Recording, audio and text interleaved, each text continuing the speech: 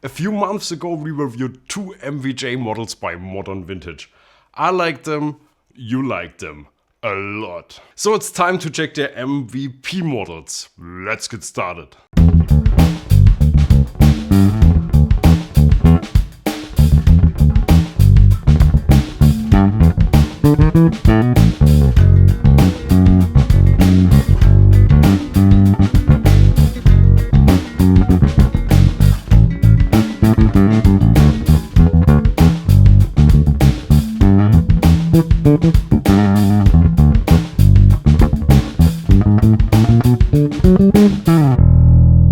Hi everyone, welcome to Bass the World. My name is Gregor Fries and on bass I'm accompanied by Alex Lofoco today. Modern Vintage sent me two of their P basses. We have a 62 with Indian rosewood fretboard in 3-tone sunburst and we have a 72 with maple neck in black. This is your classic warm sounding 60s bass, and this, in this particular configuration, is the perfect choice for classic rock sounds.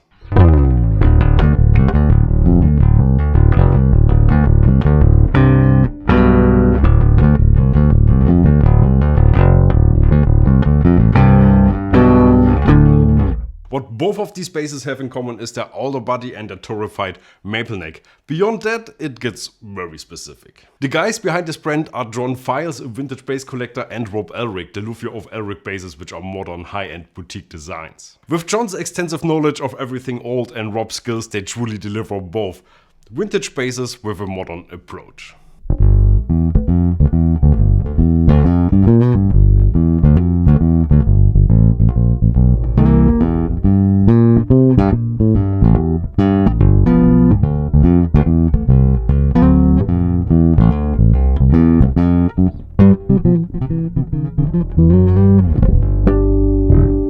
Before we move on, here's a little PSA. Modern Vintage got hacked recently and they lost access to their Instagram page. So if you're on Insta, please go there, like their page, so the brand can reconnect with their fans again and you get to see all their amazing builds, of course. Now, back to the basses. Both are obviously inspired by the Fender Precision bass, but they are from two different periods. In the late 50s, Fender started to experiment with rosewood fretboards. What seems to be the standard nowadays was new back then. Before these models, all Fenders came with maple necks. The 62 comes with dot inlays, hipshot ultralight tuners with clover keys and a custom Vaughan split coil pickup.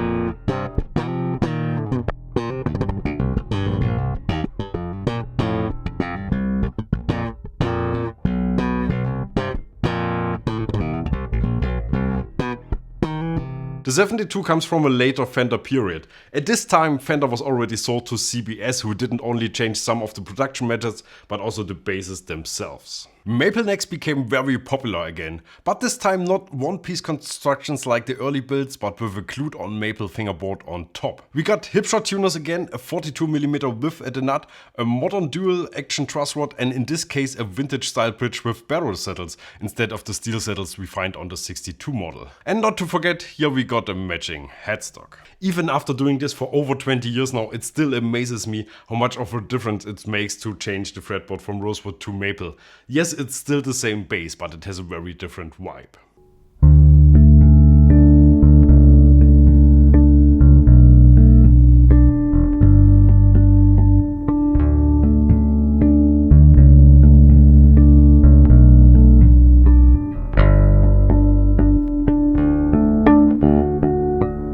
By the way, if you're wondering what's up with those things, this is a thumb rest. You're meant to place your thumb there and then play with your fingers. On the 62 model we have a finger rest where you're supposed to place your hand like this and play your thumb, simulating the range of an upright bass.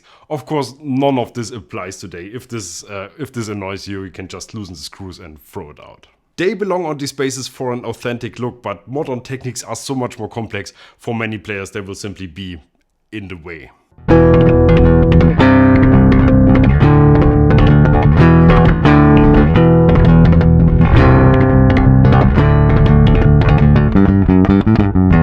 Damn, these are incredible. I know it's nothing new, we've all played hundreds of P basses in our lives, but if you're honest, their popularity has never even taken a dip. So it's no surprise that brands like Modern Vintage keep them coming, and they're good, really good.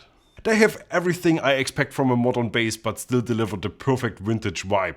Apparently that's not necessarily an easy target to hit, as we see from countless other brands. That's why I appreciate this even more. I love vintage Fender basses, but I'm a young man, I don't want to deal with old rusty hardware or truss rods I'm afraid to turn. If that sounds familiar to you, I guess these are exactly for you. And that's it from me. Thanks for watching. If you haven't checked it yet, please watch our first modern vintage video with Frank It playing their jazz bass inspired models.